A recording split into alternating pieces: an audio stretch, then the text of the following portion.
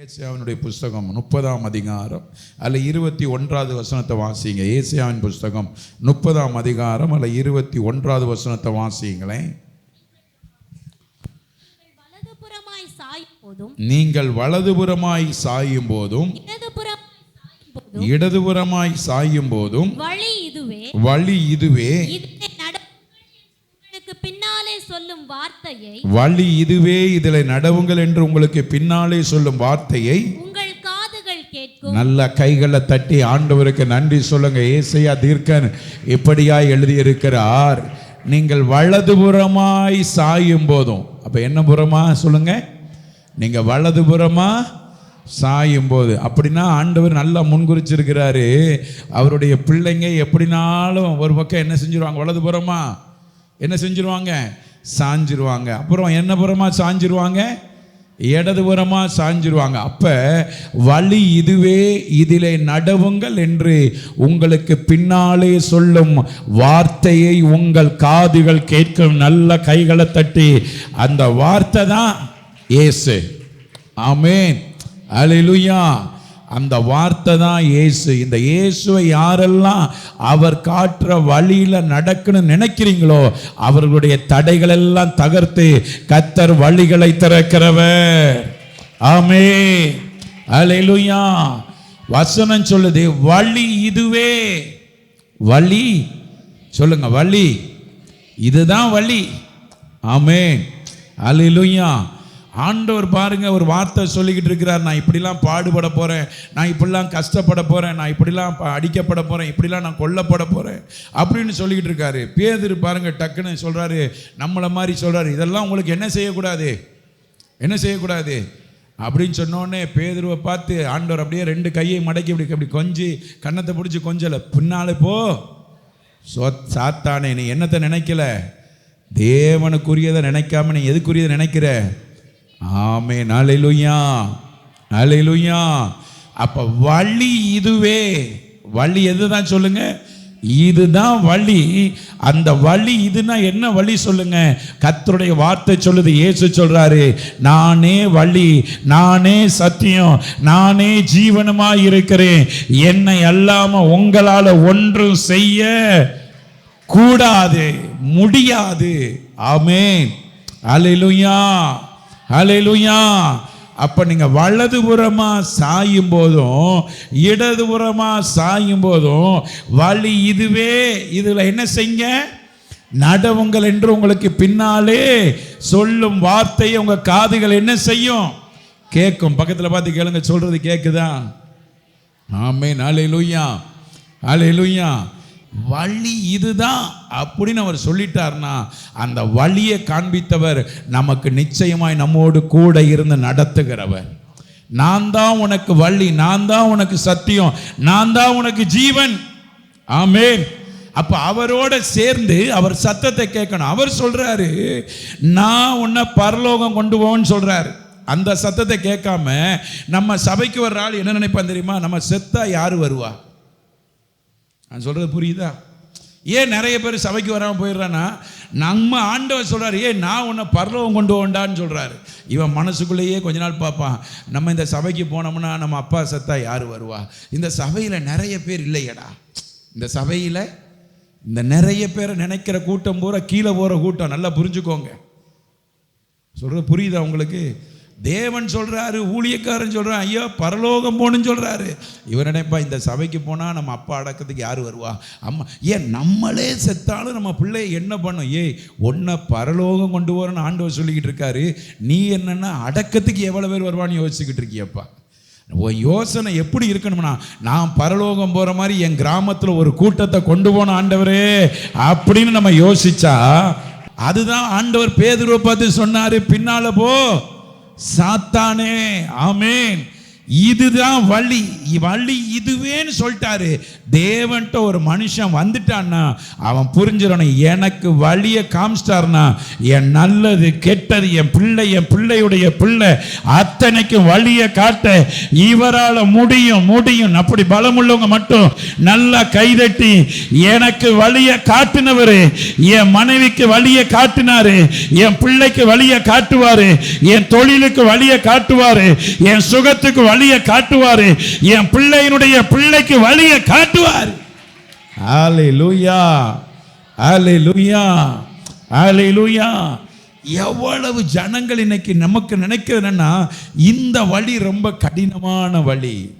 ஆண்டவர் உபதேசித்துக் கொண்டிருக்கும் பொழுது ஒரு கூட்டம் இப்படியாய் சொல்ல ஆரம்பிச்சிச்சு. இந்த உபதேசம் எப்படி இருக்குது? ரொம்ப எப்படி இருக்குது? கடினமா இருக்குது. இதை பேசி மனசுல நினைச்ச உடனே ஆண்டவர் கூட்டமெல்லாம் கலைஞ்சு போகுது. அப்படியே சீசர்கள் யோசிக்கிறாங்க, பொழைக்க தெரியாத ஆளா இருக்கிறாரு, என்ன தெரியாத ஆளா இருக்காரு, இவ்வளவு பேர் வந்திருக்காங்க, நல்ல தெளிவா பேசி அப்படியே அவங்களுக்கு ஏத்தது மாதிரி அப்படி ஒரு பாலிஷ் பண்ணி, ஆமே புதுசா ஒரு முகம் தெரியுது, கர்த்தர் உங்களோடு பேசுகிறார், சகோதரி வாங்க மைக்கு பிடிச்சி ஒரு பாட்டை பாடுங்க, பிரதர் உங்களை பார்த்தா அழகா இருக்கையில ஆண்டவர் சொல்றார் வாங்க உங்க சாட்சியை சொல்லுங்க. பொழைக்க தெரியாம இந்த மனுஷன் கூட்ட கலைக்கிறவரா இருக்கிறாரேன்னு சீசர்கள் மனசுல யோசிக்கிறாங்க. ஆமேன்.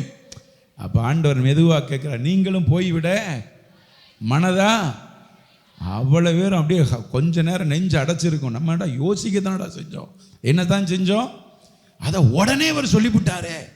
அப்படியே ஒரு செகண்ட் உடம்பு எல்லாம் அப்படியே புல்லரிச்சு, அப்பா சோத்திரம் அப்படின்னு சொல்றதுக்குள்ள ஒரு ஆள் அலாட்ட விழுந்துட்டார். நாங்கள் யார்கிட்ட போவோம், உங்களை தவிர எங்களுக்கு என்ன கிடையாது, இயேசுதான் வழி, இயேசுதான் சத்தியம், இயேசுதான் ஜீவன்.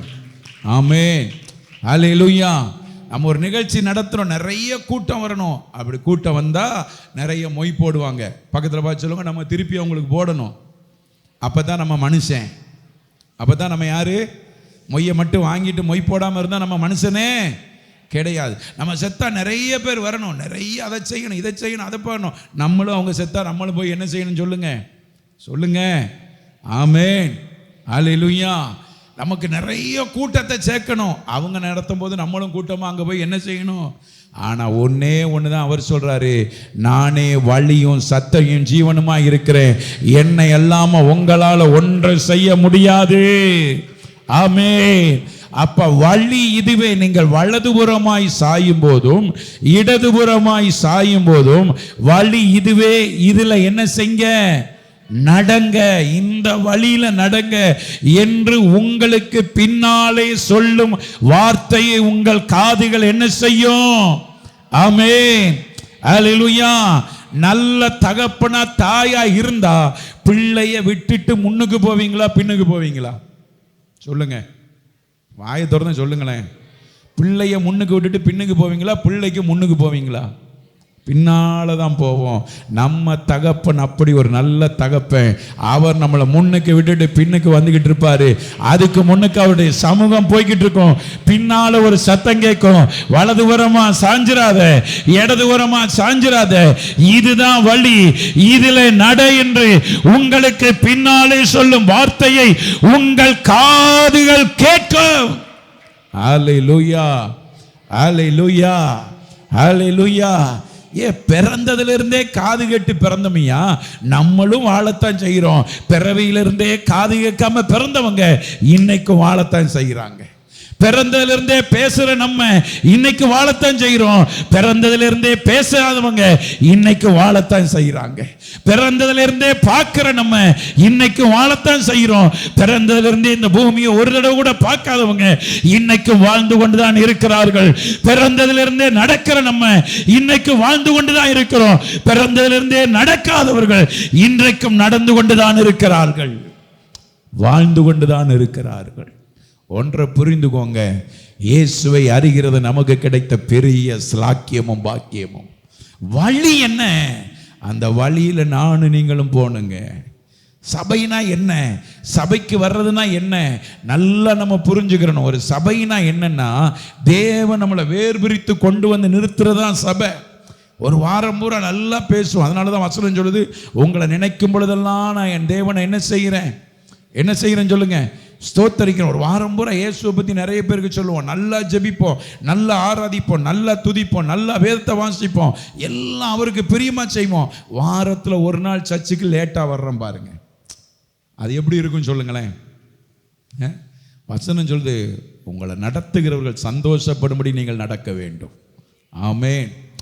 ஆமாம், நீங்கள் வரும் பொழுது வசனம் சொல்லுது, உங்களை நினைக்கும் பொழுதெல்லாம் தேவனை என்ன செய்யணும். ஆமாம், இந்த அம்மாவை நான் பார்ப்பேன், பனையேறுற நாள்லேயும் லேட்டாக தான் வருவாங்க, 5 நிமிஷம் 10 நிமிஷம். ஆனால் பேசுனா சத்தியம், இங்கேருந்து கன்னியாகுமரி டு காஷ்மீர் வரைக்கும் பேசுகிறாங்க. நல்ல அபிஷேகம் இருக்குது. என்ன அபிஷேகம் இருக்குது? ஆனால் ஒரு சின்ன பலகீனம், 10 மணிக்கு ஆராதனைக்கு வந்து அந்த நல்லா பேசுகிறவங்க, பாரம் உள்ளவங்க, ஜெபிக்கிறவங்க எப்படி இருப்பாங்க தெரியுமா? எல்லா விண்ணப்பத்தை சொல்கிறவங்க, ஆண்டவரோடு உறவாடுறவங்க, மானானது நீரோடைய வாஞ்சித்து கதறுவது போல தேவனே ஆத்துமா உங்களை என்ன செய்யணும்? வாஞ்சித்து கதறணுங்க. ஆமென். அல்லேலூயா, அல்லேலூயா. சில வார்த்தைகள் சொல்லும்போது கடினமாக இருக்கும், ஆனால் நீங்கள் லேட்டாக வந்து முழங்கால் படியிடும்போது உங்களை நினைக்கிற உங்கள் ஊழியக்காரன் இருதயத்தில் ஒரு சின்ன வேதனை. ஏன் உங்களுக்கு லேட்டு? பனையேறலையே, வீட்டில் இருந்தானே வர்றாங்க, என்ன செஞ்சுருப்பாங்க? கிடா வெட்டியாக இன்னைக்கு குழம்பு வச்சுருப்பாங்க. கூடுனா 1 கிலோ கறி. கூடுனா எத்தனை கிலோ கறி சொல்லுங்கள்? 1 கிலோ கறி எடுத்திருப்பாங்க. இதுக்கு இவ்வளவு பெரிய கஷ்டமாக அந்த இடத்துல அந்த அரண்மனையை கூட்டி பெருக்கி நம்ம வீடு வந்து ஆலயம் வந்து சேர இல்லைங்க. வழி இதுன்னு ஒரு வழியை காட்டினார்னா மரண பரியந்த வழியில் நம்ம உண்மையாக இருக்கணுங்க. அல்லேலூயா, அல்லேலூயா. ஆத்துமா தேவனை நோக்கி வாஞ்சிச்சுக்கிட்டே இருக்கும், ஆத்துமா தேவனை நோக்கி ஏங்கிக்கிட்டே இருக்கும், இருதயத்தில் அந்த உணர்வு வந்துக்கிட்டே இருக்கும். அதுதான் வசனம் சொல்லுது, நீ வலதுபுறமாக சாஞ்சாலும் இடதுபுறமாக சாயும் போதும் வழி இதுவே, இதில் நடவுங்கள் என்ற உங்களுக்கு பின்னால் ஒரு சத்தம் கேட்டுக்கிட்டே இருக்கும் பாருங்க. அந்த வார்த்தை உங்கள் காதுகள் என்ன செய்யணும்? எடுத்து வாசிங்க. அப்படி அவர் சொல்லுற வழி இதுதான். இந்த வழியில் நடந்தால் எப்படி அவர் நடத்துவார்? சங்கீதத்தின் புஸ்தகம் 136 அதிகாரம், அதுல 16வது வசனத்தை வாசிங்க. சங்கீதம் 136:16 வாசிங்களேன். ஜனங்களை வனாந்திரத்தில் நடத்தினவரை துதியுங்கள். தம்முடைய ஜனங்களை வனாந்திரத்தில் நடத்தினவரை துதியுங்கள். அவர் கிருபை என்றும் நல்ல கைகளை தட்டி ஆண்டவருக்கு நன்றி சொல்லுங்க.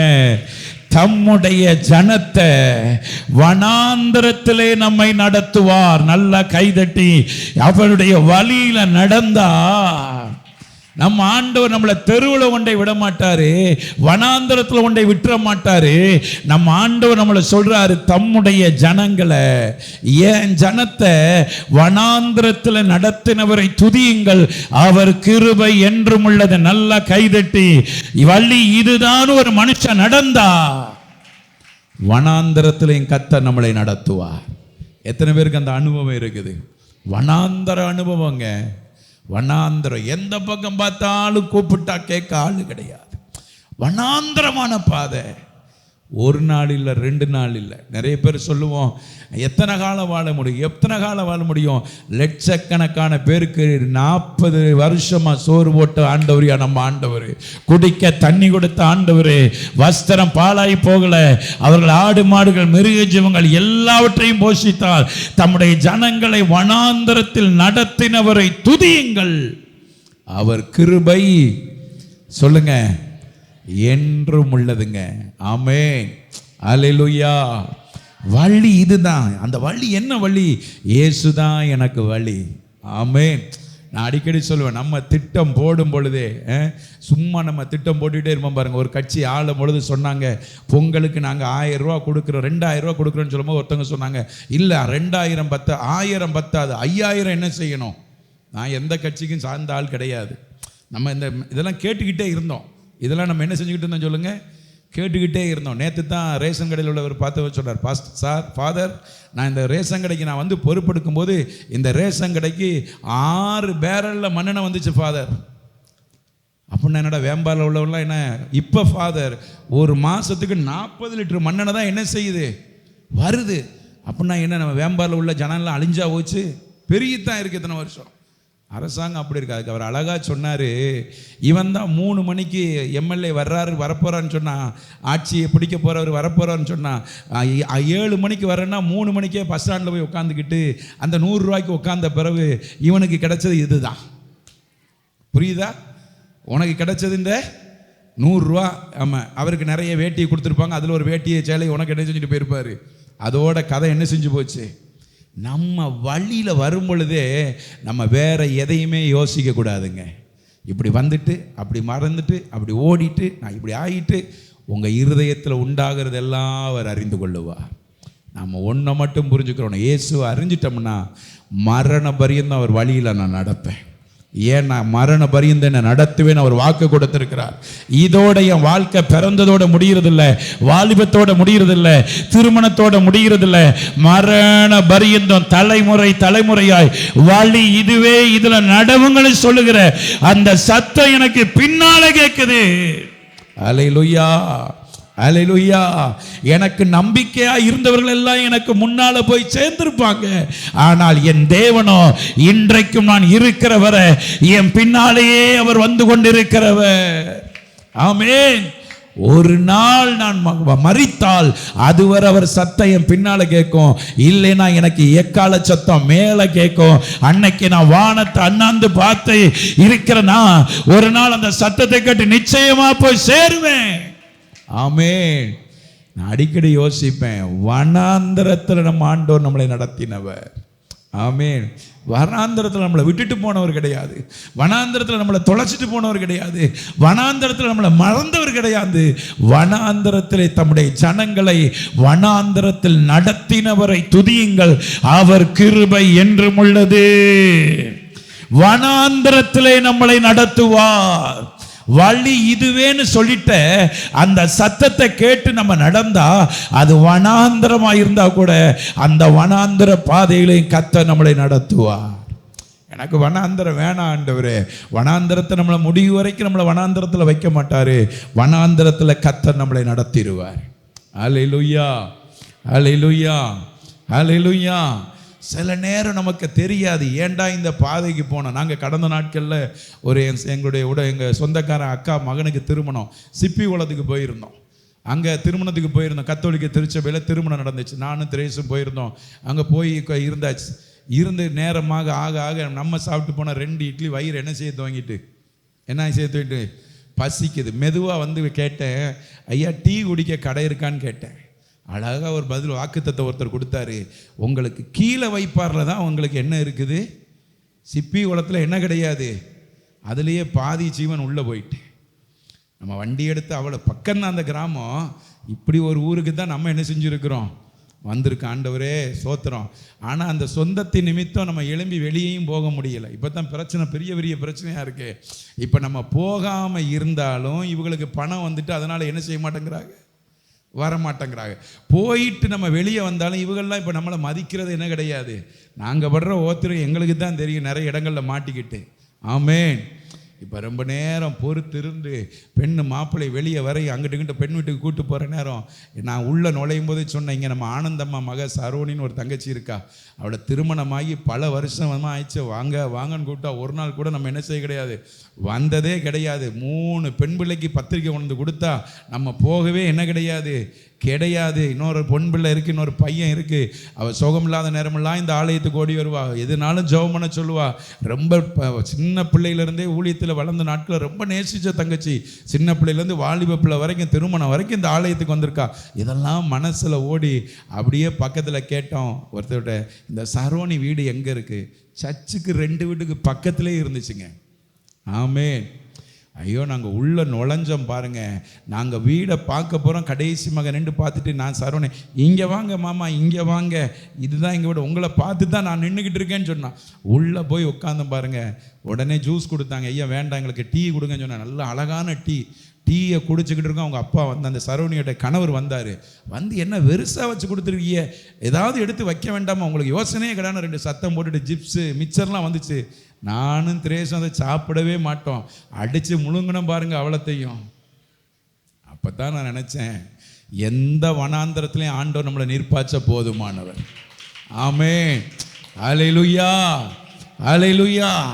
நாங்கள் போனது அவளுக்கு ஆண்டவரே வந்தது போல சந்தோஷம், அவள் பிள்ளைகளுக்கு சந்தோஷம், கணவருக்கு சந்தோஷம், அவர் பயங்கர மகிழ்ச்சி ஆயிட்டாரு. வனாந்தரத்திலும் கர்த்தர் நம்மளை நடத்துவார், வழி தெரியாத இடத்திலும் கர்த்தர் நம்மளை நடத்துவார். இன்றைக்கும் நான் நன்றாய் சொல்லுவேன். பல தடவை இந்த பலிபீடத்தில் சொல்லியிருக்கிறேன்.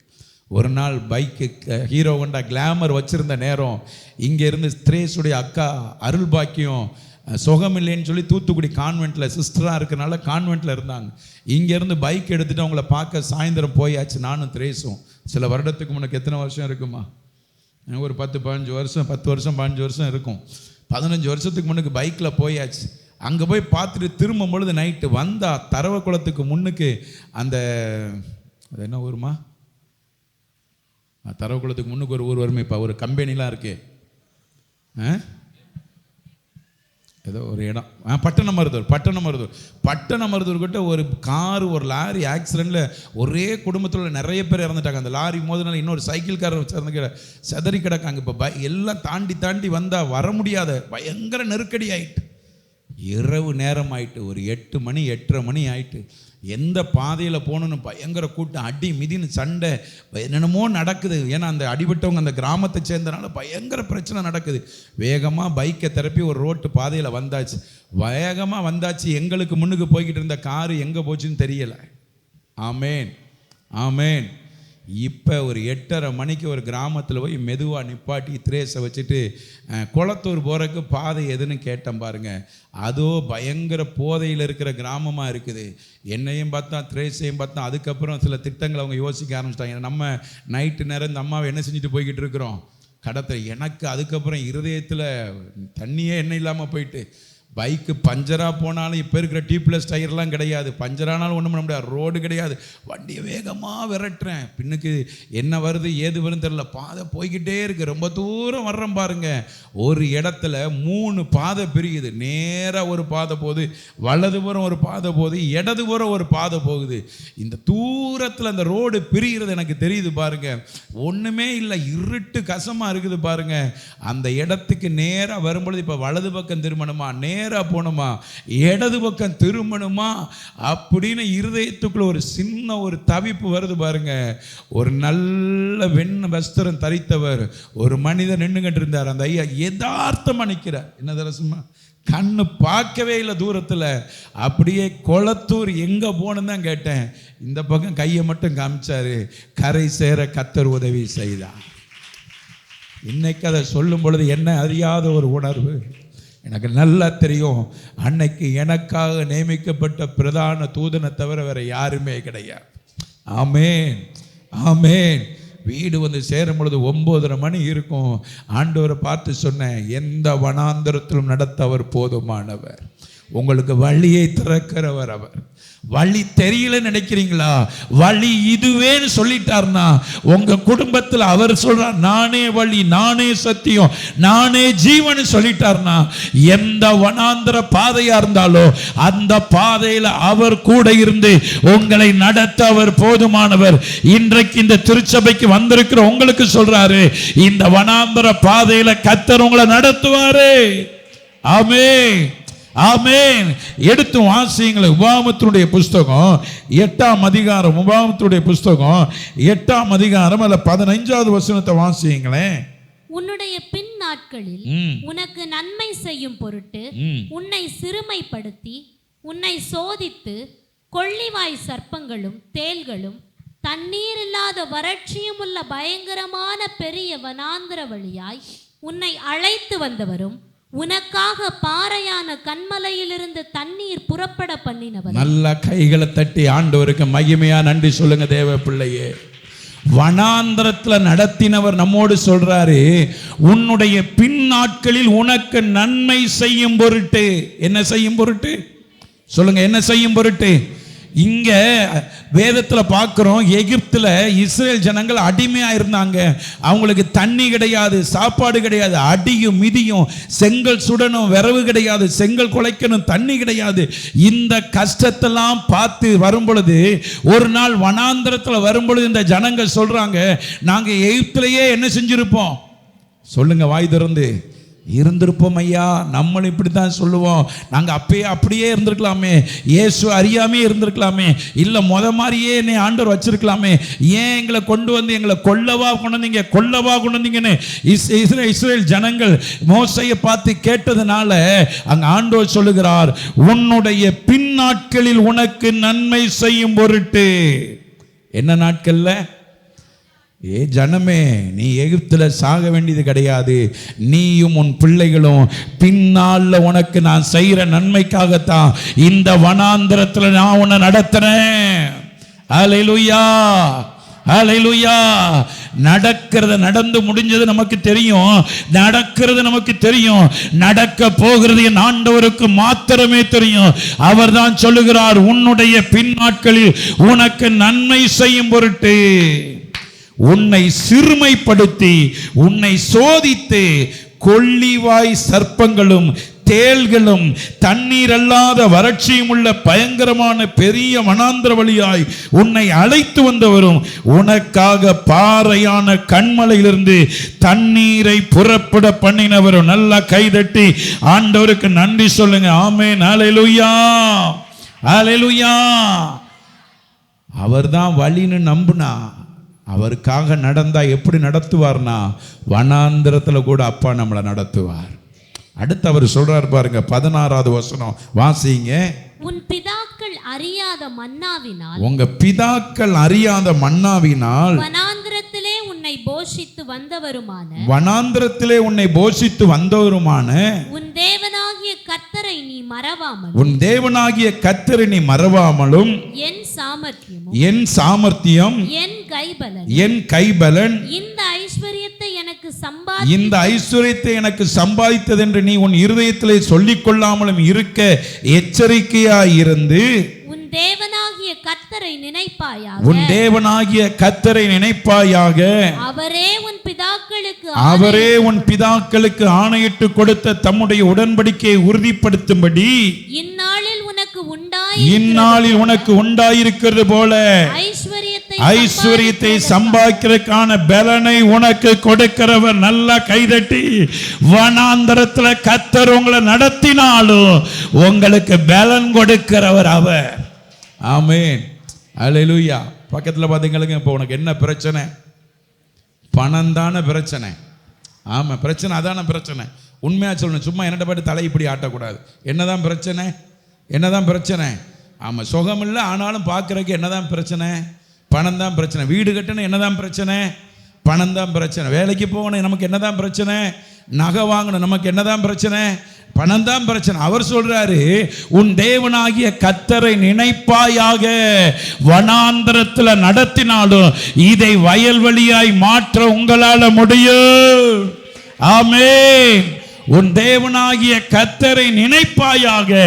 அவரே உன் பிதாக்களுக்கு ஆணையிட்டு கொடுத்த தம்முடைய உடன்படிக்கையை உறுதிப்படுத்தும்படி இந்நாளில் உனக்கு உண்டாயிருக்கிறது போல ஐஸ்வரியத்தை சம்பாதிக்கிறதற்கான பலனை உனக்கு கொடுக்கிறவர். நல்லா கைதட்டு. ஆமென். வனாந்தரத்தில் நடத்திடுவாரு, அப்புறம் நமக்கு பலன் தான் கொடுப்பார், நம்ம தான் சம்பாதிக்கணும். ஆமென், அல்லேலூயா, அல்லேலூயா, அல்லேலூயா. நிறைய பேர் சொல்லுவாங்க, இயேசுவை நம்பிட்டு அவர் தருவார். அப்படிலாம் தர மாட்டார். ஆமென். ஒன்றும் ஊழியத்தில் இருக்கணும். எங்களை மாதிரி என்ன இருக்கணும் சொல்லுங்க? இரவு பகல் ஊழியத்தில் இருக்கணும், இல்லை வேலையில் இருக்கணும். ரெண்டுக்கும் நடுவில் இருந்தால், அனலும் இல்லாமல் குளிரும் இல்லாமல் இருந்தால் ஆண்டவர் என்ன செஞ்சிருவாரு? அதனால தான் போன வாரம் சொன்னேன், கடலுக்கு வரும் பொழுது நல்லா வலையை விட்டுட்டு அணியத்தில் உட்காந்து நல்லா பேசிக்கிட்டு இருந்துட்டு வலையை எடுக்கிற நேரம் வரும் பொழுது ஆவியானவர் என்னை ஜெபிக்க சொல்கிறாருன்னு வள்ளத்துக்கு கீழே அட்டியில், போட்டுக்கு கீழே அட்டியில் போனால் அதோடு அவனை பிடிச்சி கடலில் தள்ளி விட்டுறணும். ஏன்? அவன் ஜெபிக்க சொல்லி போகலை. வலையை இழுக்கிறது கஷ்டம், மீன் கழிக்கிறது கஷ்டம். வலையை விட்டுட்டு நல்லா ஆண்டவரை பற்றி சொல்லிக்கிட்டு இருப்பான். உடனே சுற்றி உள்ளவங்களாம் இவர் இயேசுவை பற்றி பேசுகிறாரு. நிறைய பேரை ஏசுனே கூப்பிடுறாங்க. எப்படி கூப்பிடுறாங்க? நம்ம விஜயனுக்கு பேர் ஊரில் இயேசு தான். இயேசு அப்படி தான் பேர். இங்கே ஒரு அம்மாவுக்கு பேர் கூட இயேசு தான். பேரெலாம் நான் சொல்ல விரும்பலை. இயேசுன்னு தான் கூப்பிடுறாங்க. ஏன்னா இப்படி தான் இருக்கிறோம் நம்ம. அப்படி இயேசு மாதிரி பேசுகிறாரே அப்படின்னு சொல்லி இருக்கும் பொழுது வலையை இழுக்கிற நேரம் சொல்லுவாங்க, என்னை ஜெபம் பண்ண சொல்கிறார். ஏய், மடியில் மீன் ஏறிட்டப்பா, அதற்காக உனையை ஏன் ஜெபம் பண்ண சொல்கிறார் அவர்? ஆமென். அப்படி ஆளை பிடிச்சி இயேசுவின் நாமத்தில் என்ன செஞ்சு விட்டுறணும்? ஆமாம், ஜெபிச்சு நீ எப்படியாவது கரை வந்து என்ன செய்ய, ஒரு நாளுக்கு பிடிச்சி தூக்கி கடலில் காமிங்க. அதுக்கப்புறம் உங்கள் போட்டுக்கு வரமாட்டான், இல்லை வந்தால் அதுக்கப்புறம் ஜெபிக்கவே மாட்டான். வீட்டிலேயே கரையில் ஜெபம் பண்ணிட்டு என்ன செஞ்சிருவான்னு சொல்லுங்க. ஆண்டவர் சொல்றாரு, இந்நாளில் உனக்கு உண்டாயிருக்கிறது போல ஐஸ்வரியத்தை சம்பாதிக்கிறதற்கான பலனை உனக்கு கொடுக்கிறவர். வழி இதுதான். வனாந்தரத்தில் நம்மளை ஆண்டவர் நடத்துவார். நமக்கு என்ன பிரச்சனைனா, வனாந்தரத்தில் நம்ம தனியா இல்லை, நம்மளோட பரலோகத்தின் சேனை இறங்கி இருக்கிறது. ஆமென். ஹல்லேலூயா, ஹல்லேலூயா. எதிரி என்ன சொன்னா, நான் உள்ள வருவேன், உன்னை வெட்டுவேன், உன் கொல்லுவேன், உன் ஆண்டவர் உன்னை காப்பாற்றுவார்னு இப்படி எத்திக்கிட்டே தெரியாதன்னு சொல்லி எசேக்கியா பார்த்து, டேய் உன் கடவுளை சொல்லி எத்தாத அப்படின்னு சொன்னான். எசேக்கியா ஆண்டவரை பார்த்து சொன்னா, ஆண்டவரே நான் அப்படி சொல்லுவேன்னா நீர் எத்தனை ஆண்டவரான்னு கேட்டார் பாருங்களேன். எதிரியினுடைய பாளையத்துக்குள்ள கர்த்தருடைய தூதன் போய் 1,85,000 பேரை விடுகிறதுக்கெல்லாம் வெட்டி போட்டவர் நம்முடைய ஆண்டவர். ஆமென். ஹல்லேலூயா, ஹல்லேலூயா, ஹல்லேலூயா. வழி இதுவேன்னு ஒரு சத்தம் கேட்டா அந்த வனாந்தரத்திலும் நம்மை ஆண்டவர் நடத்துவார். ஆமென். ஏன் உங்களை வனாந்தரத்தில் நடத்தியிருக்கிறார்னா, உங்கள் பிதாக்களுக்கு ஆணையிட்டு தம்முடைய உடன்படிக்கையை உறுதிப்படுத்தும்படி இந்நாளில் உனக்கு உண்டாயிருக்கிறது போல ஐஸ்வரியத்தை சம்பாதிப்பதற்கு. வனாந்தரம் தான் நிறைய காரியத்தை நமக்கு கற்றுக் கொடுத்துச்சு. ஆமென்.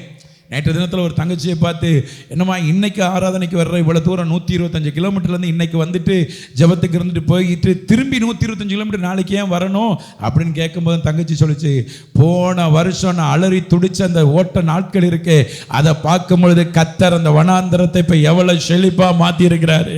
இதுதாங்க பெரிய விசுவாசம். நம்ம ஓடின ஓட்டம், நம்ம வாழ்ந்த வாழ்க்கைக்கு கர்த்தர் நம்மளை குறையா வைக்கல. ஆமென். சொல்லுங்க, குறையா வச்சிருக்கிறாரா? நம்ம ஆண்டவர் நம்மளை குறையா வச்சிருக்கிறாரா? நம்மளை ஆண்டவர் குறையா வைக்கல. ஆமென். ஆமா, பொன்கிரேன் பிள்ளை வளர்ந்து வரும்பொழுது ஜோசப் பார்த்து சொல்லணும், நான் பிறக்கும் போது எடர்மன காடுல 3 4 5 வீடு தான். ஆமென். அப்படித்தானே பொன்கிரேனு? 3 தங்கச்சி 3 அக்கா ஒரு பொன்கிரேனு, காடு தான் தாய் தகப்பனும். ஊன்னு சொன்னால் அப்பெல்லாம் நான் யோசிச்சு பார்ப்பேன், கரடி சிங்கம் புலி காட்டெருமை வந்தால் கூட நம்ம யாரையும் என்ன செஞ்சுருக்க முடியாது. ஞானொழியக்கா நேசமாக்கா நம்ம யாரை காப்பாற்றிருப்போம்? ஒன்னையும் காப்பாற்ற முடியாது. நம்மகிட்ட இருந்தது ஒரு ஆடு மாடு தான். ஆமென், ஆமென். ஆனால் இன்னைக்கு நமக்கு பின்னுக்கு ஒரு நன்மையை கொடுக்கறதுக்காக இடமணலை விட்டு வரும்பொழுது சில வியாபாரம் கஷ்டமாக தான் இருந்திருக்கும். அங்கே கம்மா இருந்திருக்கு, பேசாமல் குளிக்கலாம். இங்கே இறைச்சி என்ன செய்ய வேண்டியிருக்கு, குளிக்கிற எல்லாமே பாருங்கள். ஆண்டவர் எவ்வளோ நம்மளை முன்னோக்கி போனாலும் நமக்கு இன்னைக்கு இந்த பின்னுக்கு திரும்பி பார்க்குற ஆசை தான். ஆமென், ஆமென். வசனம் சொல்லுது, உன் பிள்ளைகளுக்கு நன்மைக்காக கர்த்தரை நினைப்பாயாக, அவரே உன் பிதாக்களுக்கு ஆணையிட்டு கொடுத்த தம்முடைய உடன்படிக்கையை உறுதிப்படுத்தும்படி இந்நாளில் உனக்கு உண்டாயிருக்கிறது போல ஐஸ்வரியத்தை சம்பாதிக்கிறதுக்கான பலனை உனக்கு என்ன செய்கிறவர்? அப்போ வனாந்தரத்திலும் கர்த்தர் நம்மளை நடத்துவார். வழி இதுதான். அந்த வழியில நடந்தார். 2வது எடுத்து வாசிங்களேன், சங்கீதத்தின் புஸ்தகம் 31ஆம் அதிகாரம் அல்ல 24வது வசனத்தை வாசிங்க. சங்கீதம் 31:24 கூட வாசிங்களேன். கர்த்தருக்கு காத்திருக்கிறவர்களே, நீங்கள் எல்லாரும் திடமனதாயிருங்கள், அவர் உங்கள் இருதயத்தை ஸ்திரப்படுத்துவார். ஆமென், ஹல்லேலூயா. கர்த்தருக்கு காத்திருக்கிறவர்களே, நீங்கள் எல்லாரும் எப்படி இருங்க? திடமனதாயிருங்க. வனாந்தரத்தை பார்த்த ஜனமே, நீங்கள் கர்த்தருக்கு காத்திருக்கிறவர்களே, நீங்கள் எல்லாரும் திடமனதாயிருங்கள், அவர் உங்கள் இருதயத்தை ஸ்திரப்படுத்துவார். நல்லா கைதட்டு. இந்த இருதயம் அங்கெங்க அலங்கலிக்காது, இந்த இருதயம் அங்கெங்க தள்ளாடாது, இந்த இருதயம் தண்ணீரை போல தழும்பாது. கர்த்தருக்கு காத்திருக்கிறவர்களே, நீங்கள் எல்லாரும் திடமனதாயிருங்கள். ஹல்லேலூயா. அவர் உங்கள் இருதயத்தை என்ன செய்வாரு? 2வது இருதயத்தை ஸ்திரப்படுத்துவார். வனாந்தரத்தில் நம்மளை நடத்துவார். 2வது அவருக்கு என்ன வேலை தெரியுமா? நம்முடைய இருதயத்தை ஸ்திரப்படுத்துவார். ஆமென். கர்த்தருக்கு காத்திருக்கணுங்க. ஆண்டவருக்கு காத்திருக்கிற நிறைய பேர் சொல்லுவாங்க, அந்த வெளியே இருக்கிற ஆட்கள்லாம் நம்மகிட்ட பேசும்போது சொல்லுவாங்க, பாருங்க அவங்களும் சபைக்குத்தானே வந்தாங்க. ஏன் அப்படி போனாங்க? சபைக்கு தான் வந்தாங்க, ஆண்டவரோட இருந்தாங்களா? அதான் முக்கியம். ஆமென், அல்லேலூயா. எங்கே தான் வந்தாங்க? என்னதான் வந்தாங்க? ஏன் அவங்க பாஸ்டர் இப்படி என்னாச்சு இவர் ஊழியம் ஏன் ஆறுங்க? அவர் ஊழியம்தான் பார்த்தாரு, ஆண்டவரோட இருந்து ஊழியம் பார்த்தாரு, அதான் முக்கியம். ஆமென், அல்லேலூயா, அல்லேலூயா. இந்த உலக பிரகாரமாக வாழ்கிறவங்களுக்கு எந்த நியாய தீர்ப்பும் வர்றது ரொம்ப லேட்டாக தான் வரும். நான் சொல்கிறது புரியுதா? உலக பிரகாரமாக வாழ்கிற ஆட்களுக்கு நியாய தீர்ப்பு கொஞ்சம் லேட்டாக தான் வரும். தேவ பிள்ளைகளுக்கும் தேவ ஊழியக்காரனுக்கும் ரொம்ப ஃபாஸ்ட்டாக வந்துடும். ஆமென்.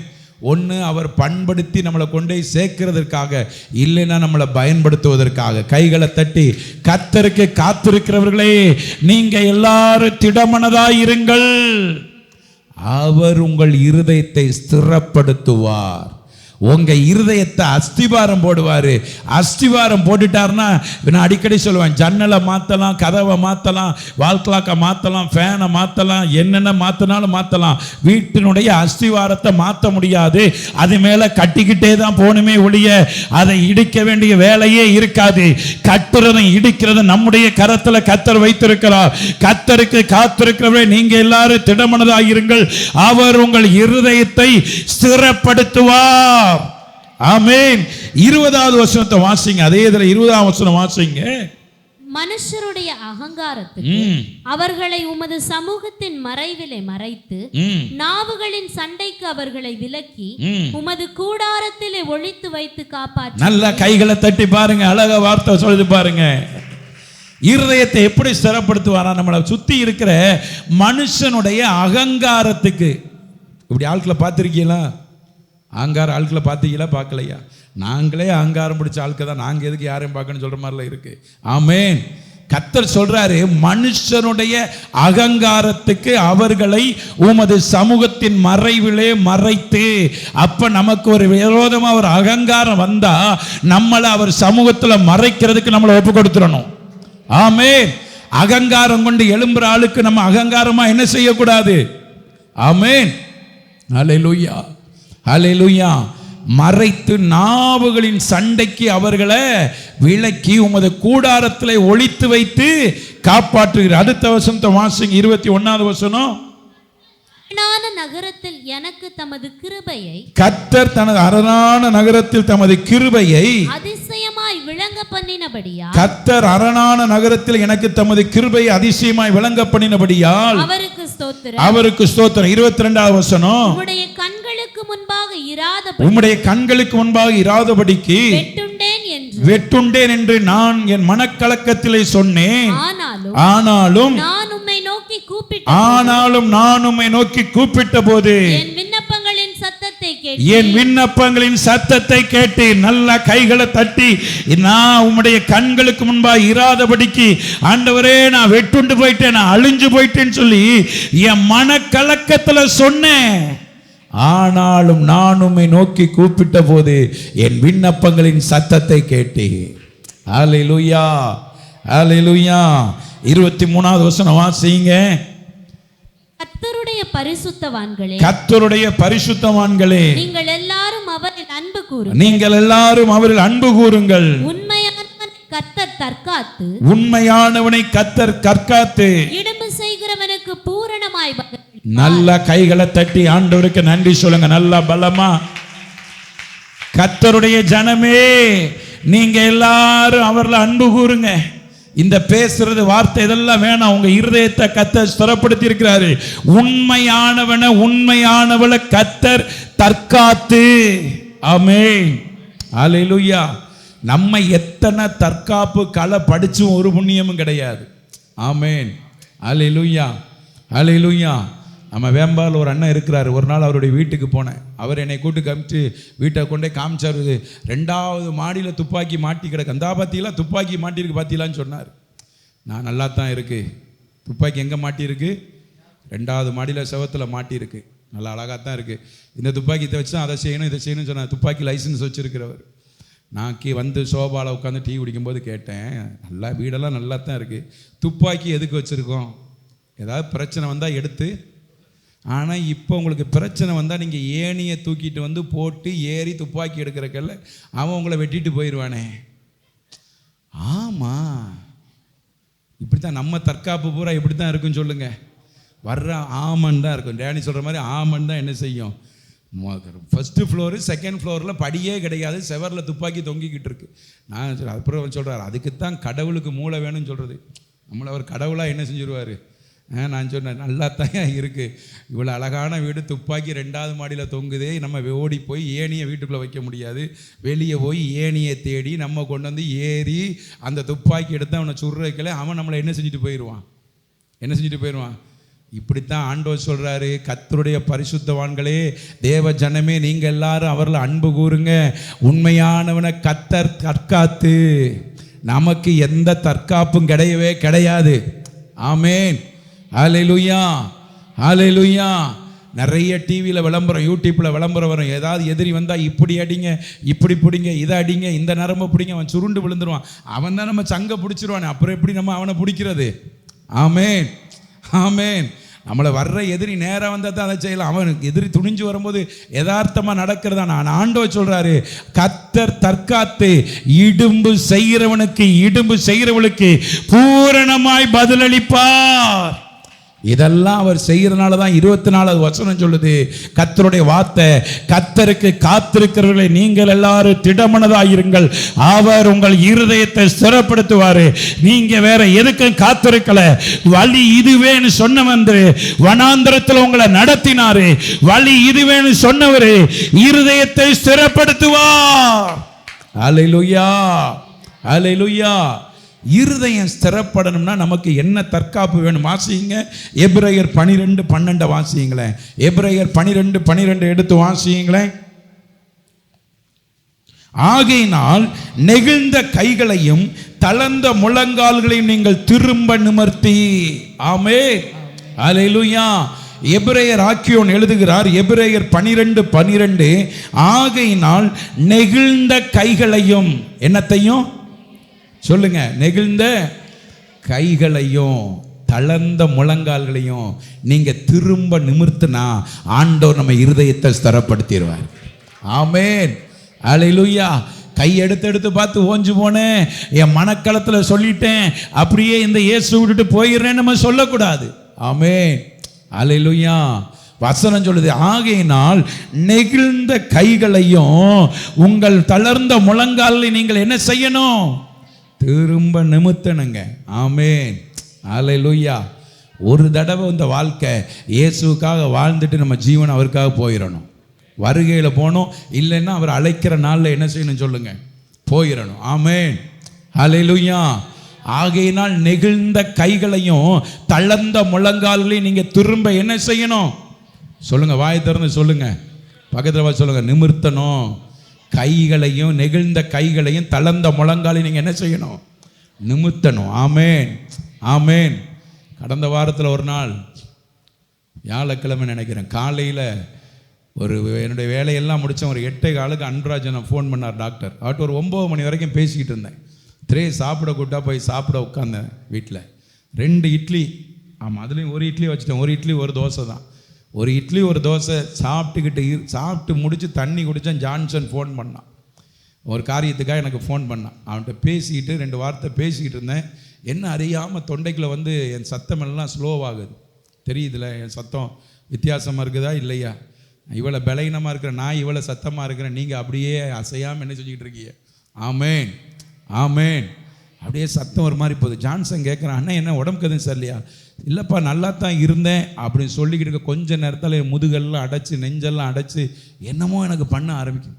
வேர்க்குது. டக்குன்னு வேகமாக எளிமையாக என்னுடைய ஜபாரைக்கு ஓடி வந்துட்டேன். ஜெல்சில் 2 மூடியை குடிச்சிட்டு அப்படியே கொஞ்சத்தில் சுடுதண்ணி குடிச்சு அதை குடிச்சு ஜெபம்னு படுத்துட்டேன். என்னமோ எனக்கு ஏதோ பண்ணுது. திடீர்னு பார்க்குற அந்த தொண்டைக்குள்ளே எச்சியும் முழுங்க முடியாத அளவுக்கு ஒரு கம்பு வச்சு குத்துன மாதிரி எனக்கு தெரியுது. அது குத்துனதுக்கப்புறம் எச்சியும் முழுங்க முடியல, சும்மா இருக்க முடியல. எச்சி முழுங்கினா நெஞ்சு அடைக்குது. நான் எனக்கு நடந்த சம்பவத்தை நான் சொன்னது கொஞ்சம் தான். இதுக்குள்ளே டேனி, புஷ்பா, திரேஸ் எல்லாம் பயங்கரமாக பயந்துட்டாங்க. உடம்பெல்லாம் வேர்க்குது. உடனே டேனியை சொன்னேன், எப்போ பைக் எடு டேனிமா, சிஸ்டர்கிட்ட போய் ஒரு ஊசியை போட்டு வந்துடுவோம் அப்படின்னு. அங்கே போய் ஊசியை போட்டு வரும்போது அங்கே வச்சே சொல்லிட்டேன் டேனிகிட்ட, எனக்கு ஏதாவது உடம்பு சரியில்லைனா டேனிமா காருலாம் எடுத்துகிட்டு போயிடாத, வேறு ஏதாவது கார் பிடிச்சி எங்கேயாவது கூப்பிட்டு போ, நீ அவசரப்பட்டு கார் எடுக்காதெல்லாம் சொல்லிட்டேன். இங்கே வீட்டுக்கு வந்துட்டேன். வீட்டுக்கு வந்து அரை மணி நேரம் ஆகுது. என்னை அறியாமல் கைகாலெலாம் வேர்க்குது, என்னென்னமோ செஞ்சுக்கிட்டே இருக்குது. எனக்கு நல்லா தெரியுது, நெஞ்சு அடைக்குது, முதுகு அடைக்குது, தொண்டை அடைக்குது, தொண்டைக்குள்ளே சளியெல்லாம் வருது, இருமுனா சளி வர மாட்டேங்குது, என்னென்னமோ பண்ணிக்கிட்டே இருக்குது. இதெல்லாம் பண்ணால் என்ன வருதுன்னு நினைப்போம் சொல்லுங்கள், சும்மா சொல்லுங்கள், சத்தமாக சொல்லுங்கள். என்ன ஒன்றும் தெரியாமல் இருக்கியே, என்ன வரும்னு நினைப்போம் சொல்லுங்கள். ஆட்டோ வருதா? ஹார்ட் அட்டாக் வருது. நல்லா கேட்டிருக்கோம். தொண்டைக்குள்ளே வந்து சளி அடைக்குது, இதெல்லாம் தெரியுது. வேகமாக டேனிகிட்ட சொல்கிறேன், டேனிமா அப்பா என்னோட இத்தனை வயசில் எவ்வளோ பிரச்சனைனாலும் தாங்கிடுவேன், எனக்கு தெரியுது, எனக்கு என்னமோ செய்யுதுன்னு தெரிஞ்சு டேனியை பார்த்து சொல்கிறேன், டேனிமா யோசுவா எனக்கு ஃபோன் பண்ணியா கொஞ்ச நேரம் அப்பா படுத்துக்கிறேன், நான் கிளம்புறேன், என்னை திருநெல்வேலி கூப்பிட்டு போயிடுறேன், எனக்கு என்னமோ செய்யுதுன்னு சொல்கிற அளவுக்கு சொல்லிட்டேன். டேனியை கூப்பிட்டு என்னென்ன காரியம் எதை செய்யணும் அதெல்லாம் டேன்கிட்ட சொல்லிட்டேன். இதெல்லாம் சொல்லிவிட்டு கொஞ்ச நேரம் படுத்தவன் டக்குன்னு எழும்பி முழங்கால் போட்டு 2 கையை உயர்த்தி சொன்னேன், என்னுடைய அப்பா என்னை உங்களோட கரத்தில் ஒப்பு கொடுக்குறேன், என் பலகீனம் எல்லாம் நீங்கள் மாற்றுவீங்க, உங்கள் சித்தத்துக்கு என்னை ஒப்பு கொடுக்குறேன், நீங்கள் எனக்கு போதுமானவர் அப்படின்னு சொல்லிட்டு திரும்பி பேசாமல் படுத்துட்டேன்.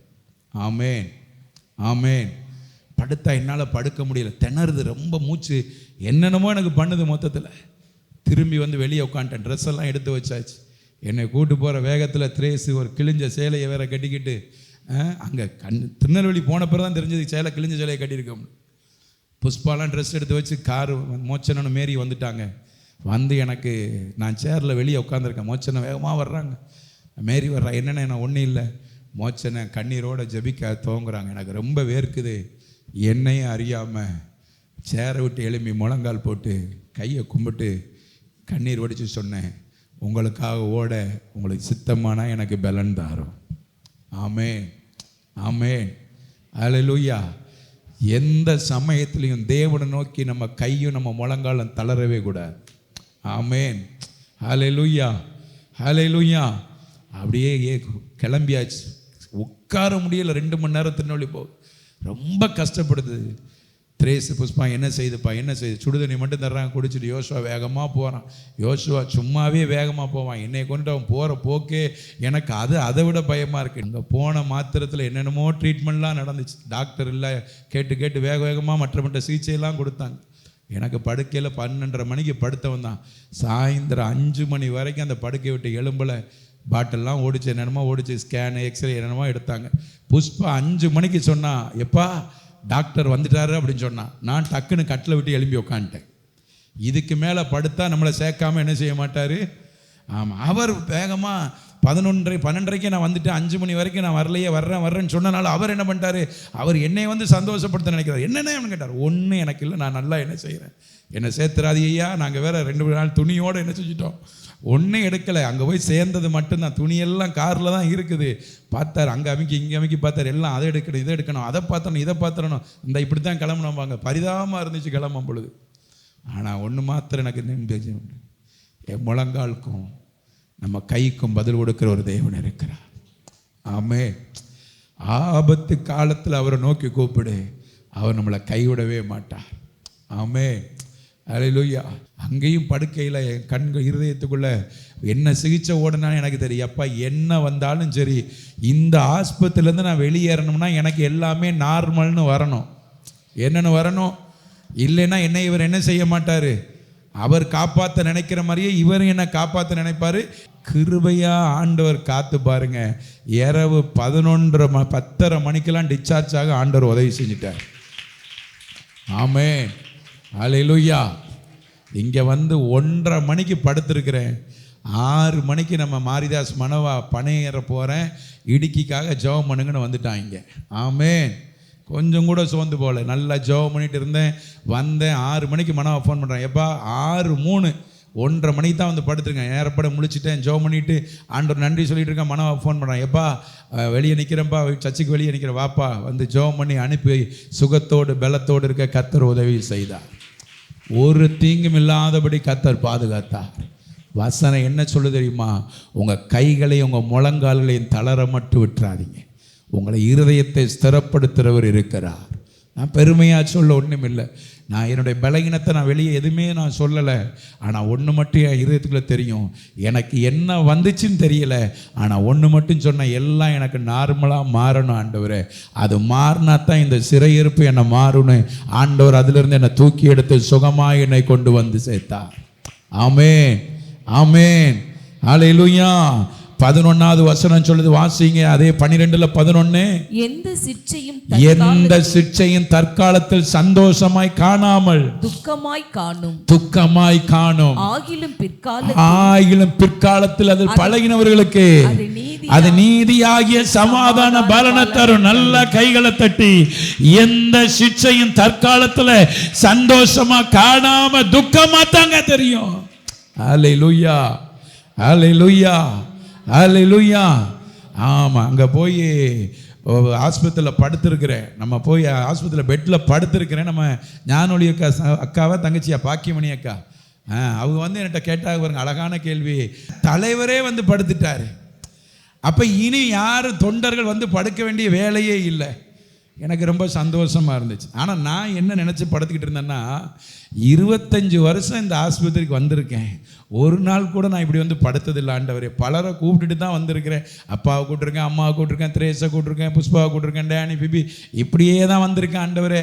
ஒரு நாள் கூட என்னை இப்படி படுக்க வச்சது கிடையாது நினச்சிக்கிட்டு இருக்கேன். அக்கா வந்து சொல்கிறாங்க, தலைவரே வந்துட்டியன்னா இனி விசுவாசி யாரும் இங்கே வரமாட்டாங்க. கர்த்தருக்கு மகிமை உண்டாகட்டும். அந்த வார்த்தை அப்படியே நிறைவேறட்டும்.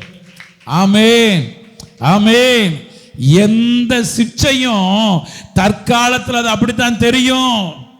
சந்தோஷமா தெரியாதுங்க, ஆனா துக்கமா தான் காணும். ஆயிலும் பிற்காலம் ஒன்று இருக்கு பாருங்க, அதில் பழகினவர்களுக்கு அது நீதியாகிய சமாதான பலனை தரும்.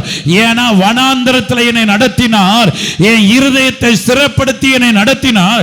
மூன்றாவது ஒரு காரியத்தை வாசிக்க போகிறோம்.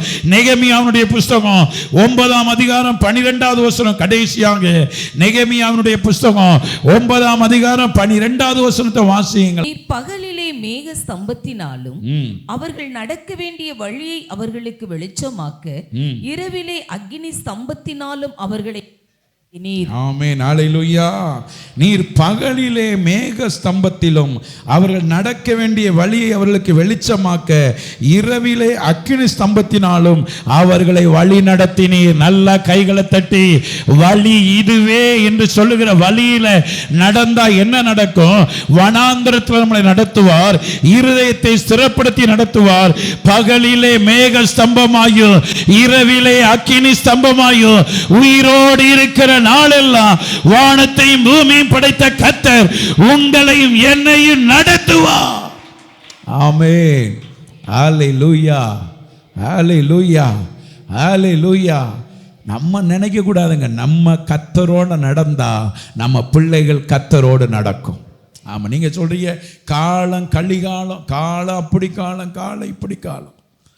நான் சமீபமாக அந்த மருத்துவமனைக்கு கடந்த நாட்களில் 2-3 தடவை போயிருக்கும் பொழுது டாக்டர் அன்புராஜனுடைய மகனை பார்த்தேன். கெவின் ஒரு தம்பி, சமீபத்தில் அவருக்கு திருமணம் ஆச்சு. 2 தடவை தான் தம்பியை பார்த்துருக்கேன். இந்த தடவை 3வது தடவை. ஒரு MBBS ஒரு MD முடிச்சிருக்கிறார் அந்த தம்பி. தகப்பனை விட 100 மடங்கு தாழ்மை, தகப்பனை விட 100 மடங்கு ஒழுக்கம், தகப்பனை விட 100 மடங்கு கரிசனை, தகப்பனை விட 100 மடங்கு தெய்வ பயம். ஆமென். இவர் தான் அந்த காலத்து டாக்டர், இவர் இப்போ வந்த டாக்டர். ஆமென், அப்படிதானம்மா? அந்த தம்பியை பார்க்கும்போது நான் நினச்சேன், தகப்பனும் தாயும் உண்மையாக கையெடுத்தா கர்த்தர் பிள்ளைகளை கைவிடவே மாட்டார். ஆமென். பணம் இல்லாமல் அன்பராஜனம் படித்தாங்க. இன்னைக்கு கோடிக்கணக்கான பணமும் ஆஸ்தி ஐஸ்வர்யம் இருக்குது. அவங்க பிள்ளைகளில் மூத்த மகனை நான் பார்த்தேன். பகலிலே மேக ஸ்தம்பமும் இரவிலே அக்கினி ஸ்தம்பமும் நடக்க வேண்டிய வழியை அவர்களுக்கு வெளிச்சமாக்க, இரவிலே அக்கினி ஸ்தம்பத்தினாலோ அவர்களை வழி நடத்தினார். நெகேமியா 9:19 வாசியுங்க. அந்த வசனத்தை சீக்கிரமா வாசியுங்களேன். நீர் மிகுந்த மன உருக்கத்தின்படியே, நீர் உமது மிகுந்த மன உருக்கத்தின்படியே அவர்களை வனாந்தரத்திலே கைவிடவே. நல்ல கைகளை தட்டி, ஆண்டவருக்கு ஒரு பெரிய மன உருக்கம் இருக்கு தேவ பிள்ளை. ஏன் நம்முடைய ஆண்டவர் கைவிட மாட்டார்னா, நம்முடைய ஆண்டவருக்கு மன உருக்கம் உள்ள ஆண்டவர், மன உருக்கம் உள்ள ஆண்டவர். ஆமென், ஆமென், ஆமென். நீர் உம்முடைய மிகுந்த மன உருக்கத்தின்படியே அவர்களை வனாந்தரத்திலே கைவிடவில்லை. அவர்களை வழி நடத்த பகல்ல என்னத்தை வச்சிங்க? சூரியன் இருந்தது உண்மைதான், ஆனா என் பிள்ளைக்கு வெயில் அடிக்க கூடாதுன்னு மேகத்தை நீங்க வச்சிங்க ஆண்டவரே. அவர்களுக்கு வெளிச்சத்தையும் அவர்கள் நடக்க வேண்டிய வழியை காட்ட இரவில் அவங்களுக்கு எந்த பிரச்சனை வந்துடக்கூடாதுன்னு இரவிலே அக்கினி ஸ்தம்பத்தையும் அவர்களுக்கு விட்டு நீர் விட்டு விலகவில்லை. நல்லா கைதட்டி ஆண்டவர் எவ்வளவு மன உருக்கம் உள்ள ஆண்டவர். நினைக்க கூடாது ஏன் இந்த ஆண்டவரை சேவிக்கிறோம், ஏன் இந்த ஆண்டவரை சேவிக்கிறோம். ஊழியத்தில் வந்த அநேக அவமானம், அநேக பிரச்சனை, அநேக நிந்தனை. உண்மையாக சொல்கிறேன், இன்னைக்கு நிறைய ஊழியக்காரருடைய பிள்ளைகள் ஊழியம் செய்யாது. காரணம் என்ன தெரியுமா? எங்கள் அப்பா பட்ட அவமானம், எங்கள் அம்மா பட்ட அவமானம் நாங்கள் பட விரும்பலை. ஒரு 2 வாரத்துக்கு முன்னுக்கு ஒரு சாயந்தரம் ஒரு செய்தியை கேட்டுட்டு கிமலை தூக்கி வச்சிருக்கும் பொழுது அழுதேன். அப்பா பார்த்த ஊழியத்தை நான் பார்த்தேன், ஆண்டவருடைய அழைப்பு. நான் பார்த்த ஊழியத்தை டேனியும் பார்க்க ஆரம்பிச்சிட்டேன், அது கர்த்தருடைய அழைப்பு. கிமல், உனக்கும் இந்த அழைப்பு இருக்குமானா நீயும் இந்த பாதையை கடக்க தேவன் உனக்கு உதவி செய்வா. ஆமென். 1.5 வயசாகலை. நீங்கள் நினைக்கக்கூடாது ஊழியம் சொகுசான ஊழியம், வாழ்கிற வாழ்க்கை சொகுசான வாழ்க்கைன்னு கிடையாது.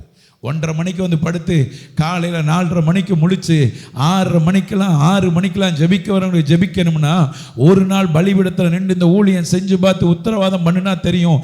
ஆத்துமாக்களுக்கு உண்மையாக ஓடுறவங்களுக்கு தான் தெரியும் அதனுடைய வேதனை என்னன்னு தெரியும். ஆமென், ஆமென். நீர் உம்முடைய மிகுந்த மன உருக்கத்தின்படியே அவர்களை வனாந்தரத்தில் கைவிடவில்லை. அவர்களை வழிநடத்த பகலிலே மேகஸ்தம்பமும் அவர்களுக்கு வெளிச்சத்தையும் அவர்கள் நடக்க வேண்டிய வழியை காட்ட இரவிலே அக்கினி ஸ்தம்பமும் அவர்களை விட்டு விலகல. ஆமென், அல்லேலூயா, அல்லேலூயா. நம்மளை விட்டு விலகாதவர் ஒருவர் இருக்கிறார். ஆமென், அல்லேலூயா, அல்லேலூயா. இந்த கிறிஸ்மஸுக்கு இந்த பஸ் ஸ்டாண்டில் இருக்கிற பால் கடையில் பால் வாங்கினோம். 1000 சொச்ச ரூபாய்க்கு பால் வாங்கினோம். 15 லிட்டர் பால் வாங்கினோம். அவர் என்கிட்ட சொன்னார், ஐயா இது உங்களுக்கு தெரியும், அவருக்கு ஏற்கனவே கொஞ்சம் பலகீனமாக இருந்தார். நம்ம ஜெபம் பண்ணோம். அவர் சொன்னார், இந்த பால் காசை நான் கோயிலுக்கு கொடுத்ததா இருக்கட்டும், வேண்டான்னு சொன்னார். நான் வேண்டாம், இந்த தடவை நீங்கள் வாங்கிக்கோங்க, நாங்கள் தானே சொல்லியிருக்கிறோம் அப்படின்னு கொடுத்துட்டு வந்துட்டேன். கிறிஸ்மஸோட பால், நியூ இயருக்கு பால் வாங்கினேன். அப்புறம் அவர் வேண்டவே வேண்டான்னு சொல்லிட்டார். நான் கொடுக்க முடியலை, வந்துட்டேன். திரும்பி நான் என் இருதயத்தில் ஒரு எண்ணம், ஆண்டவர்கிட்ட ஒரு மனுஷன் ஒரு நன்மை பெற்றிருந்தா ஆலயத்துக்குள்ளே அவன் கண்டிப்பாக ஒரு தடவையாவது வந்திருக்கணும். ஆமென், அல்லேலூயா, அல்லேலூயா. இல்லைன்னா ஒரு வருஷத்துக்கு எத்தனை லட்சம் தர்றேன் ஆண்டவர், இந்த 1500 ரூபா அவருக்கு ஒரு பெரிய காரியமே கிடையாது. ஆமென். நான் திரும்பி போய் அந்த கடையில் ஆள் இல்லாத நேரம் இன்னொரு ஆள்கிட்ட அந்த பால் காசை கொடுத்து நான் நினச்சேன், கர்த்தர் நன்மை செய்வாரானா அந்த மனிதனோ மனுஷியோ கர்த்தருடைய ஆலயத்துக்குள்ளே வந்திருக்க வேண்டும். ஆமென். அப்படியானா தான் அவர்களிடத்தில் நம்ம நன்மை என்ன செய்யணும் சொல்லுங்க, பெற்றுக்கொள்ளணும். ஏன்னா அவர் மன உருக்கம் உள்ளவர். மன உருக்கம் உள்ளவருக்கு பணத்தையோ காணிக்கையோ எதையும் கொடுக்கக்கூடாது. உங்க இருதயத்தை கொடுத்து அவர் ஸ்திரப்படுத்துவார். வனாந்தரத்தில் உங்களை ஸ்திரப்படுத்துவார். அவர் பகலில் மேகஸ்தம்பமா இருப்பார், இரவில் அக்கினி ஸ்தம்பமா இருப்பார். ஆமென். டிசம்பர் 31ஆம் தேதி ஜெபத்துக்கு ஆயத்தமாய் கொண்டு சாயந்தரம் பிள்ளைகள்லாம் கூட்டிகிட்டு இருந்து டேனி கொஞ்சம் நேரம் கம்ப்யூட்டர் செக்ஷனில் உட்காந்துட்டான். திடீர்னு ஒரு பத்திரிக்கை கொடுக்குறவர் என்னை பார்க்க வந்திருந்தார். ரோச்மானர்லேருந்து எனக்கு பத்திரிக்கை கொடுக்க வந்திருந்தார். திடீர்னு மற்றவங்கன்னா டேனி முன்னுக்கு உட்கார வச்சு ரூம்குள்ளே கூட்டுருவான்ட்ட சொல்லுவான். நான் நெடு முழங்கால் நின்று கண்ணீர் வடிச்சுக்கிட்டு இருக்கிறேன். புஷ்பா வந்து எப்பான்னு சொல்கிறக்கிலே அவர் உள்ளே வந்துட்டார். உள்ளே வாங்க உட்காருங்க அப்படின்னு சொல்லிட்டேன். கண்ணை தொடச்ச போது அவர் சொன்னார், வருஷ கடைசி அதனால அழுதுகிட்டு இருக்கீங்களா அப்படின்னு கேட்டார். ஆமென், அல்லேலூயா. நல்ல தெய்வ பயம் உள்ள ஒரு தம்பி. நான் சொன்னேன், ஆமையா வருஷ கடைசி, இன்னைக்கு இரவு ஆராதனை இருக்குது. வருஷ பிறப்பில் இந்த மந்தையெல்லாம் இந்த ஜனமெல்லாம் புதிய வருடத்தில் ஆசீர்வாதமாக இருக்க வேண்டாம். ஆமென். எனக்கு ஒரு குறையும் கிடையாது. நான் அழுகிறதுக்கு எனக்கு ஒரு குறையும் கிடையாது. எனக்கு எந்த தேவையும் கிடையாது. அப்போ அவர் சொன்னார், ஆமாம் எனக்கு ரொம்ப பிடிக்கும். என் ஃப்ரெண்டு ஒருத்தர் பாஸ்டரு, அவர் என் வீட்டுக்கு வருவார், என்னை பார்க்க வருவார், அவர் பேசுவார். நான் உடனே சொல்லுவேன், நீ பாஸ்டராக வர்றியா இல்லைன்னா ஃப்ரெண்டாக வர்றியா? அவர் ஃப்ரெண்டாக வருவேன்னு சொல்லுவார். நான் அப்புறம் சில உதவியில் அவருக்கு செய்வேன். அங்கே ஒரு ஊரில் தொழில் பார்க்குறேன், அங்கே ஒரு ஊழியக்காரரு, அவரும் கேட்பார், அவரும் சில உதவியை கேட்பார், உதவியை கொடுப்பேன் அப்படின்னு சொன்னார். நான் அவர்கிட்ட திருப்பி ஒரு வார்த்தை சொன்னேன், நல்லது, கொடுத்ததுக்காக ஸ்தோத்திரம். ஆனால் ஒரு நாள் உன் மனைவியை ஒரு இடத்துல நான் பார்த்த பொழுது, ஒரு இடத்துல பொதுவான ஒரு இடத்துல பார்த்த பொழுது, அவள் வாலிபத்தில் ஐஸ்வர்யம் ஆசீர்வாதமாக இருந்து உனக்கு திருமணமான பிறகு நீ தான் கணவர் எனக்கு தெரியாது, அவளுடைய வறுமையினுடைய கோரத்தை பார்த்துட்டு ஆண்டவர் சமூகத்தில் வந்து அழுத. இன்னைக்கு நான் பார்க்குறேன், நீ ஆசீர்வாதமாக இருக்கிற. ஆமேன். இந்த ஒரு வார்த்தை தாங்க. அதுக்கப்புறம் என்கிட்ட உட்கார்ந்துருந்த நேரம் பொழுது அந்த மனுஷன் கண்ணிலேருந்து கண்ணீர் வடிந்து கொண்டே இருந்தது. ஆமேன். நான் யோசித்து பார்த்தேன், என்ன ஊழியக்காரங்க, இயேசு அறியாத ஒரு, நான் அடிக்கடி சொல்லுவேன், நம்ம காணிக்கைனா எங்கேயும் போய் விழுந்துடக்கூடாது. இயேசு அறிந்த ஒரு மனிதனாக இருக்க வேண்டும். அவனிடத்துல தான் நம்ம காணிக்கை பெற்றுக்கொள்ள வேண்டும். ஆமேன். நான் சொல்கிற கருத்து ஆமேனா ஆமேன் இல்லையா? ஏன்னா இயேசு அறியாதபடி நீதியை நிறைவேற்றாத மனுஷன்ட்ட போய் நம்ம பெற்றுக்கொள்கிறோம்னா, நானும் நீங்களும் சொல்கிற இயேசு நம்மளையே ஆசீர்வதிக்க முடியலைன்னா அவன்கிட்ட சொல்லி என்னைக்கு அந்த சத்தியத்தை கேட்க முடியும்? நான் சொன்ன வறுமையை பார்த்து, மனைவியை பார்த்து நான் ஒரு நாள் தேவ சமூகத்தில் அவன் மனைவியினுடைய பேரை சொல்லி அழுதேன். ஒரே ஒரு நாள் தான் அழுதேன். அப்புறம் வீடு பிரதிஷ்டைக்கு வந்தேன், ரொம்ப சந்தோஷமாக இருந்தது. உன் வீடு இப்போ காடு கொடுக்க வந்திருக்க, ரொம்ப சந்தோஷமாக இருந்தது. என்னை விட்டு எழும்பி போகிற வரைக்கும் என்னுடைய கண்களில் கண்ணீர் வடிந்து கொண்டே இருந்தது. காரணம், என் ஆண்டவர் மன உருக்கம் உள்ளவர். ஆமேன். அல்லேலூயா. கடைசியாக ஒரு வசனத்தை வாசித்து முடிப்போம். சங்கீதம் 107 அதிகாரம், அதில் 7வது வசனத்தை வாசிங்க. சங்கீதம் 107, அதில் 7வது வசனத்தை கூட வாசிங்களேன். நல்ல கைகளை தட்டி உற்சாகமா தட்டு தேவ பிள்ளை. இதான் கடைசி.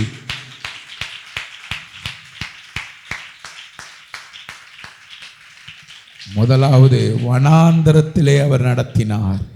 2வது இருதயத்தை ஸ்திரப்படுத்தினார். 3வது மேக ஸ்தம்பமாய் அக்கினி ஸ்தம்பமாய் நடத்தினார்.